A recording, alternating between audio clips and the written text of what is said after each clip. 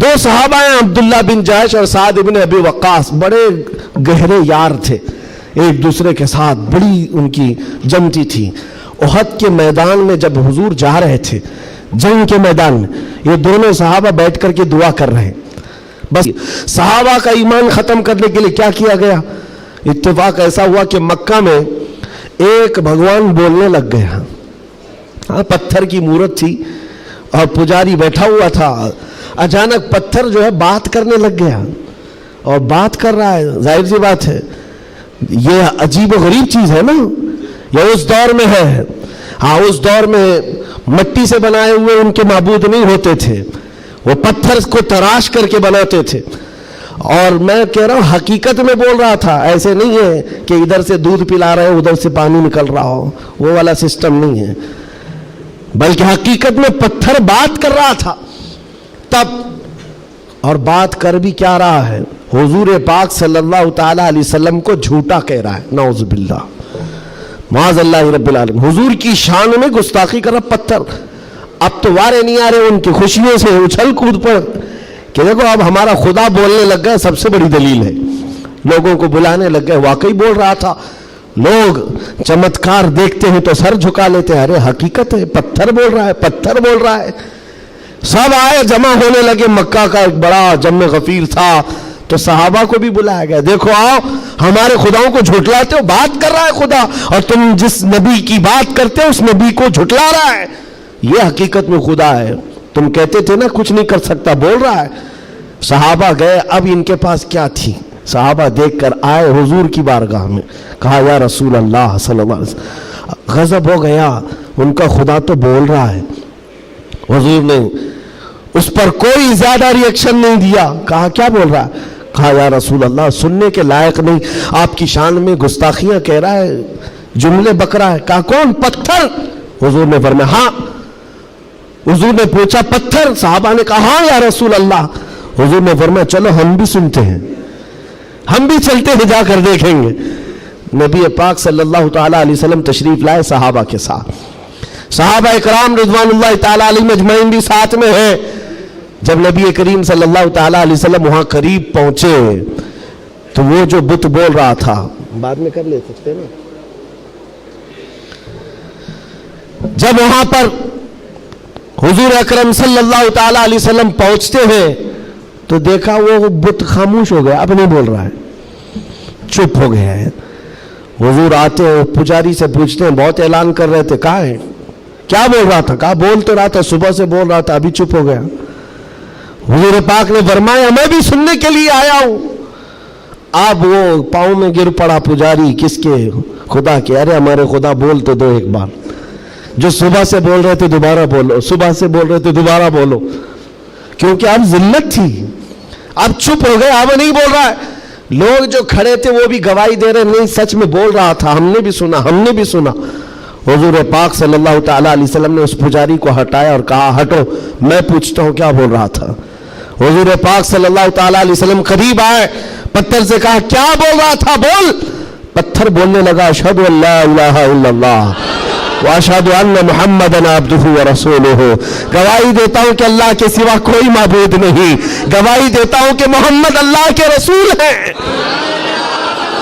صلی اللہ علیہ وسلم۔ میرے آقا نے فرمایا یہی بول رہا تھا۔ اب تو اوندھے منہ گر گئے نیچے، کہا یہ نہیں بول رہا تھا۔ لیکن اب حضور پاک صلی اللہ تعالی علیہ وسلم نے پوچھا بتاؤ کیا اس بات پر ایمان لاتے ہو؟ جو یہ کہہ رہا ہے اس پر ایمان لاتے ہو؟ پجاریوں نے اعلان کیا اور واویلا مچا، نہیں محمد نے جادو کر دیا صلی اللہ علیہ وسلم، نعوذ باللہ۔ جب بات نہ بن پڑے، کیسا خدا ہے جس پر بھی جادو چلتا ہے؟ خدا کے اوپر بھی جادو چل گیا ہے تو پھر باقی بچا کیا ہے؟ حضور پاک صلی اللہ تعالی علیہ وسلم واپس تشریف لائے۔ ایسا ہو سکتا ہے؟ اب آپ کو میں بتاتا ہوں حقیقت کیا ہے۔ اگر تمہاری زندگی میں کبھی کوئی بولنے لگ جائے تو ایمان سے ہاتھ مت دھونا۔ ہاں، کوئی جھاڑ بھی بولنے لگ جائے، درخت بول لے، پتھر بولنے لگ جائے، تو تمہیں پہلے سے میں بتا رہا ہوں ایمان سے ہاتھ مت دھونا، ہو سکتا ہے یہ چیزیں ہو۔ اب تو کرنٹ کا زمانہ ہے، بیٹری لگا کر کے کچھ بھی بولا جائے، لیکن اس دور کی بات کر رہا ہوں جب کوئی بیٹری اور سیل نہیں تھی، اب تو گڈی گڑیا بھی بولتی ہیں۔ उस दौर में क्या हुआ, क्या था, पत्थर बोला कैसे। नबी पाक सल्लल्लाहु ताला अलैहि वसल्लम वापस तशरीफ ले जा रहे थे, बीच रास्ते में मेरे आका खड़े हो गए। एक साहब आए जंगल की तरफ से, उनके हाथों में तलवार थी, खून था। नबी पाक सल्लल्लाहु अलैहि वसल्लम उनसे गुफ्तगू करते रहे, फिर वो अचानक गायब हो गए। पूछा साहबा ने कौन थे? हुजूर फरमाते हैं वो जिन्नात में से मेरे एक सहाबी हैं, जिन्नात में ईमान लाए हुए। हुजूर से पूछा साहबा ने क्या मामला है? कहा उस मेरे सहाबी ने खबर दी कि एक मुशरिक और काफिर जिन था जो पत्थर में जाकर के बोल रहा था, पत्थर में जाकर वो बोल रहा था, जिन की आवाज थी और काफिरों को लुभा रहा था, आपके खिलाफ बोल रहा था। और हमें ये खबर मिली, हम अपने मोहल्ले में बैठे थे, जिन्नात के भी मोहल्ले हैं, आबादियां हैं, सब हैं। वो जिन साहबी कहते मुझे खबर मिली कि एक गुस्ताख, एक काफिर पत्थर में घुसकर आपके खिलाफ बोल रहा है। उसी वक्त में तलवार लेकर के निकला, और जिस वक्त आया तो इत्तेफाक था कि आप भी वहां पर तशरीफ लाए हुए थे। मैं उस आपके आने से पहले उसका कत्ल कर चुका था, और जब आपने फरमाया पत्थर को बोल, क्या बोल रहा था, तब मैंने कहा था अशहदु अल्ला इलाहा इल्लल्लाह।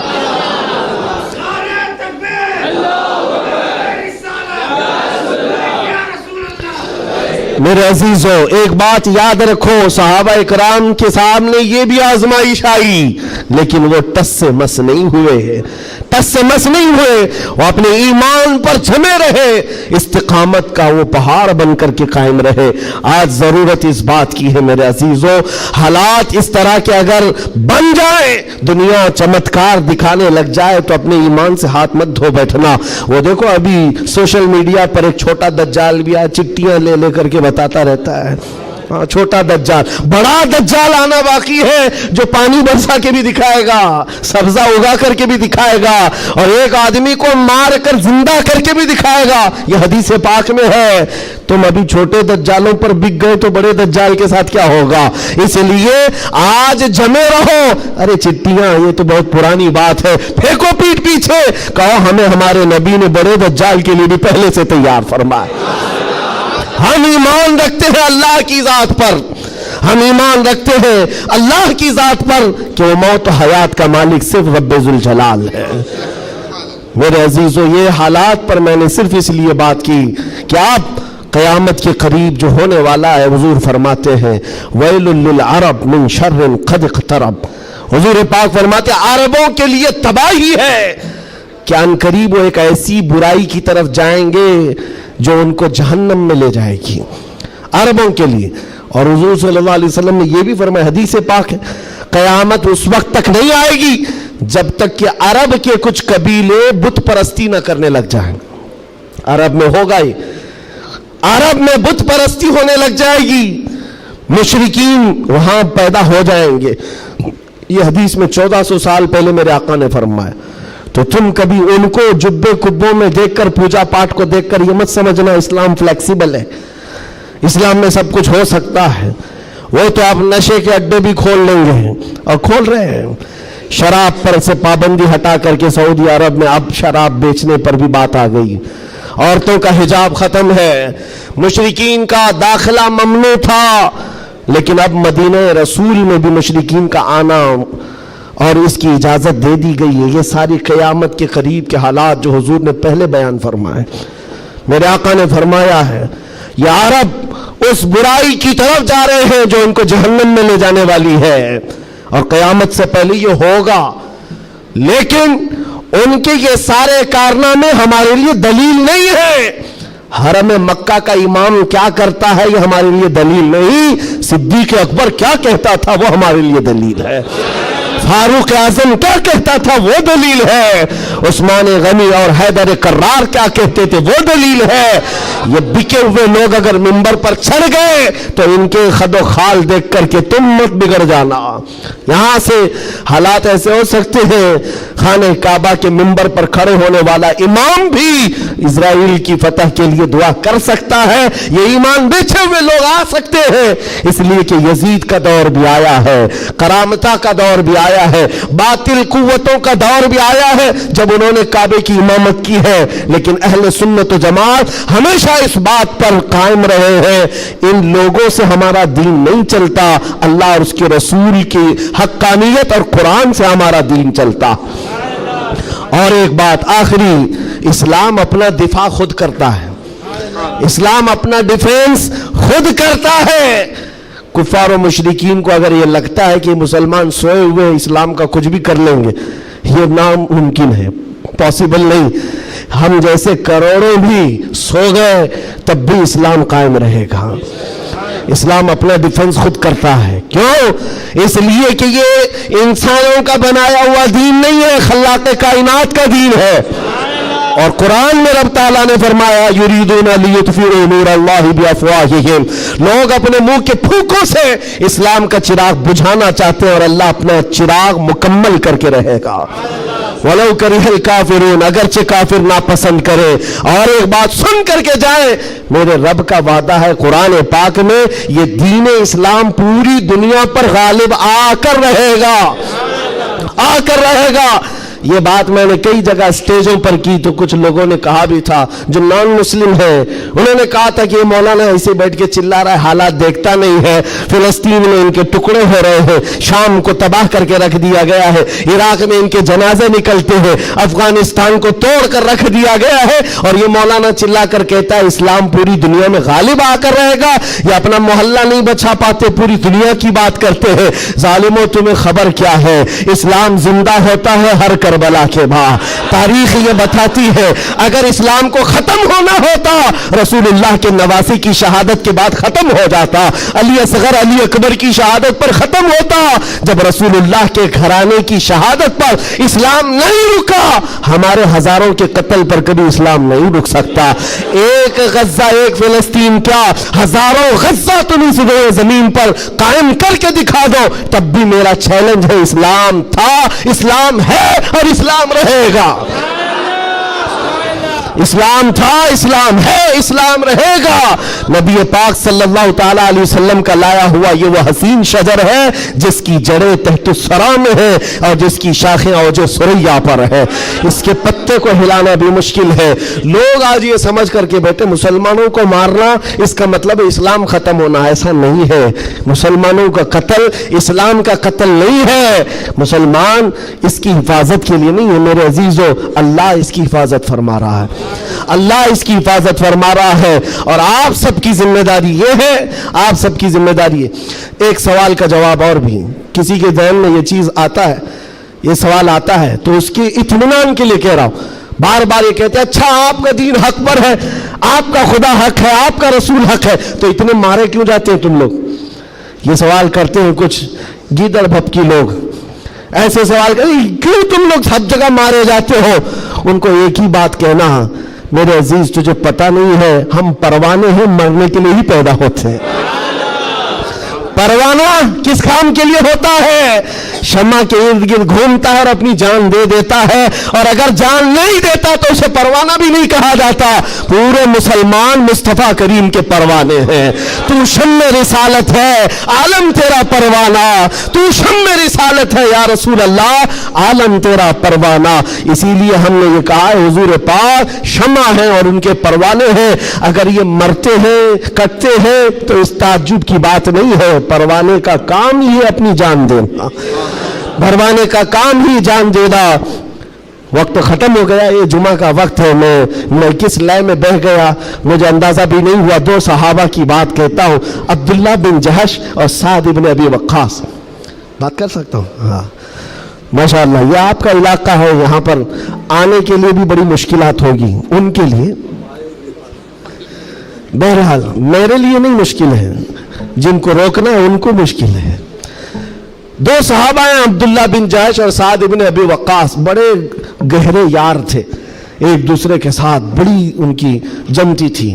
احد کے میدان میں جب حضور جا رہے تھے, جنگ کے میدان میں, یہ دونوں صحابہ بیٹھ کر کے دعا کر رہے ہیں. بس میں اس پر ختم کر دوں گا میرے عزیز. دونوں ساتھی ہیں, دعا کر رہے ہیں, مصلی بچھائے. سعد بن ابی وقاص کہتے ہیں عبداللہ بیٹھ, میں دعا کرتا ہوں, تو آمین کہنا. عبداللہ بن جہش کہتے ہیں ٹھیک ہے, تیری دعا کے بعد میں دعا کروں گا, تم آمین کہنا. दूसरे दिन जंग है।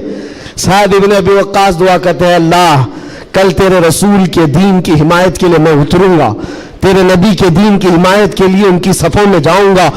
मौला मेरी इतनी दुआ है, मेरा सामना किसी ऐसे बड़े पहलवान से कर, मेरा सामना दुश्मनों के ऐसे बड़े पहलवान से कर जो सबसे बड़ा पहलवान हो। और ख्वाहिश तो देखो दुआ में क्या कह रहे हैं साद इब्न अबी वक्कास, ऐ अल्लाह मैं चाहता हूं कभी उसको सामने से मारूं, कभी दाएं से मारूं, कभी बाएं से मारूं, कभी पीछे से, और उसके बाद गिरा दूं और सीने पर चढ़कर कहूं लब्बैक या रसूल अल्लाह, यानी इस्लाम का परचम बुलंद करो। ये उनकी दुआ थी। अब्दुल्ला बिन जहश आमीन कह रहे थे। उसके बाद अब्दुल्ला बिन जहश कहते अब मैं दुआ करता हूं तू आमीन कह। अल्लाह अकबर, उनकी दुआ कैसी है, अल्लाह अल्लाह। हदीस में पढ़ता हूं मेरी आंखें भीग जाती हैं। अब्दुल्ला बिन जहश कहते हैं अल्लाह कल तेरा रसूल मैदान में उतर रहा है और उहद के मैदान में जब मैं तेरे दीन की हिमायत के लिए उतरूं तो दुश्मनों की तरफ मैं बढ़कर चला जाऊं तेरी मोहब्बत में, तेरे नबी की मोहब्बत में। कभी कोई दुश्मन मुझे सामने से मारे, कभी दाएं से मारे, कभी बाएं से मारे, कभी पीछे से मारे, और तेरे मोहब्बत में मौला, तेरे रसूल की मोहब्बत में हर जगह से जख्म खाऊं और फिर मैं शहीद हो जाऊं इस्लाम जिंदाबाद कहते हुए, इस्लाम की बुलंदी का नारा लगाते हुए शहीद हो जाऊं। एक मारने की दुआ कर रहा है, एक मरने की दुआ कर रहा है। ये रसूलुल्लाह के परवाने हैं। दूसरे दिन मैदान जंग में जब ये सहाबा आए उहद के मैदान में, मेरे अजीजों दुआ कबूल थी, दुआ कबूल थी। साद इब्न अबी वक्कास जैसी आए, आपके मुकाबिल में मुशरिकीन का वो पहलवान आया जिसके बारे में कहा जाता था वह 1000 लोगों की तनहा ताकत रखता था, वो मुकाबिल में आया। साद इब्न अबी वक्कास कहते हैं मैं तो कामयाब हो गया, मौला ने मेरी दुआ सुन ली और बड़ा पहलवान मेरे सामने भेजा। और फिर तीर जब चलाते थे और तलवार चलाते थे, उनकी दुआ के मुताबिक ही उस बड़े पहलवान को कभी दाएं से मारा, कभी बाएं से मारा, कभी सामने से मारा। और साद इब्न अबी वक्कास की तलवार और उनकी तीर का अंदाजा कर सकते हो, ये तन्हा सहाबी है। जब तीर चलाते थे मेरे आका पीछे से कहते थे बिअबी अंत व उम्मी इर्मी या साद, ऐसा तीर चला मेरे माँ बाप तुझ पर कुर्बान हो। सारी दुनिया कहती है या रसूल अल्लाह मेरे माँ बाप आप पर कुर्बान, लेकिन अल्लाह का रसूल कहता है ऐसा तीर चला मेरे माँ बाप तुझ पर कुर्बान। अब फिर तीर की ताकत का अंदाजा क्या होगा। ढेर हो गया दुश्मन, ढेर हो गया बड़ा पहलवान, सीने पर चढ़कर कहा इस्लाम था, इस्लाम है, इस्लाम रहेगा। मेरे अजीजों उसके बाद जब जंग का खात्मा हुआ शाम के वक्त, ये जंग शिकस्त में बदल गई थी। पहले फतह हुई फिर शिकस्त हुई, 70 सहाबा शहीद हुए। साद इब्न अबी वक्कास वो ढूंढते रहे मेरा जिगरी यार कहाँ है, अब्दुल्ला बिन जहश कहाँ है, अपना जिगरी यार जिसके साथ उठते बैठते, जिनके साथ बैठकर लंबी बातें होती थी। ढूंढने पर निकले तो किसी ने कहा तुम्हारा जिगरी यार तो शहीद हो गया, शहीद हो गया। हजरत साद इब्न अबी वक्कास के दिल पर लगी बात, जिसका गहरा दोस्त इंतकाल कर जाए उसकी दुनिया इधर से उधर हो जाती है। साद इब्न अबी वक्कास कहते हैं मैं देखना चाहता हूं मेरे जिगरी यार को। ढूंढते हुए आए, लोगों ने कहा अब्दुल्ला बिन जहश को मानना पड़ेगा, ऐसा लड़ा कि नरगे में चला गया। साद इब्न अबी वक्कास पूछते क्या हुआ इनके साथ। लोगों ने रोते हुए कहा अब्दुल्ला बिन जहश को लोग दाएं से भी मार रहे थे, बाएं से भी मार रहे थे, सामने से भी मार रहे थे, पीछे से भी मार रहे थे, मारते मारते शहीद किया। उनके जिस्म के 80 टुकड़े कर दिए थे, 80 टुकड़े। उनके टुकड़ों को रस्सी में पिरोकर काफिरों ने हार बनाकर पहन लिया। हजरत साद इब्न अबी वक्कास करीब आते हैं और जिस्म के उनके टुकड़े जमीन पर गिरे हुए थे, जो गर्म गोश्त था उठाया। साद इब्न अबी वक्कास कहते अब्दुल्ला तू मुझे छोड़कर चला गया, लेकिन कल रात हमने दुआ की थी, अल्लाह ने मेरी दुआ भी कबूल की, तेरी दुआ भी कबूल की। सुनो ऐ मुसलमानों, साद इब्न अबी वक्कास कहते हैं मैंने जो दुआ की थी अल्लाह ने वो कबूल किया, बड़ा दुश्मन मेरे सामने लाया, और तूने जो दुआ की थी अल्लाह ने वो भी कबूल किया। مگر قسم رب ذوالجلال کی، اے عبداللہ میری دعا سے تیری دعا کئی درجے افضل ہے، اس لیے کہ مارنے کی بات الگ ہے، حضور کی محبت میں مر جانے کا مزہ الگ ہوتا ہے۔ جان ہے عشق مصطفیٰ روز فضو کرے خدا، جس کو ہو درد کا مزہ نازے دوا اٹھائے کیوں، پھر کے گلی گلی تباہ ٹھوکرے سب کی کھائی کیوں، دل کو جو عقل دے خدا تیری گلی سے جائے کیوں۔ وآخر دعوانا الحمدللہ۔